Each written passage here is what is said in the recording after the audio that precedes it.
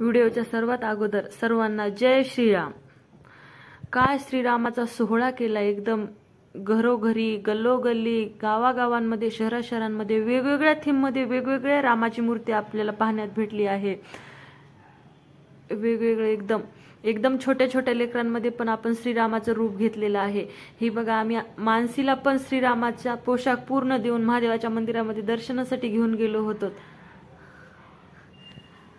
तिनं खूप छान दर्शन घेतलेलं आहे। छोटीशी आहे पण तिला खूप खूप आवडते असं। प्रत्येकाच्या घरी संध्याकाळी तर दिवाळी साजरी झाली, मग काय दीप उत्सव घरोघरी खूप खूप छान, एकदम दिवाळीपेक्षा पण जास्त फील आलाय यामध्ये।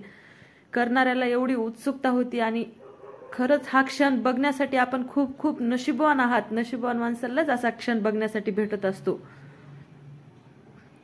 एकदम एकदम छान। त्या अगोदर आम्ही मानसीला राम बनवलं, त्यानंतर रिधानला राम बनवलं आणि हे पहा आमचा रिधान कसा वाटतो। खरंच खूप छान वाटलं। छोट्या छोट्या लेकरांमध्ये रामाचं रूप, रामाचं दर्शन घेण्यासाठी आपल्याला भेटलेलं आहे। त्यानंतर आम्ही घरी रामाची पूजा केली, मग मिठाई आणायला गेलो होतो दुकानामध्ये। दुकानात मिठाई आणायला गेलो तर काय तिथं बगल तेवढा सोहळा कमीच होता। तिथं मोती दुकान म्हणून आहे परभणीमध्ये, तिथं तर दूध जाणाऱ्यांना मसाला दूध एवढं छान त्यांनी केलं होतं ना, खूप खूप मस्त। मी आणि मानसीनं मग त्या दुधाचा आस्वाद घेतला। खरंच खरंच खूप छान केलं।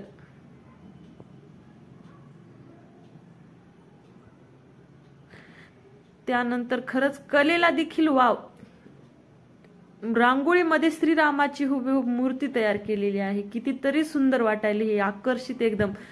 संक्रांतीच्या अगोदर केली, त्याच्या बाजूला ही रामाची केलेली होती। त्यानंतर रामाचं मंदिरही या रांगोळीमध्ये आपण साकारण्यात आलेलं आहे।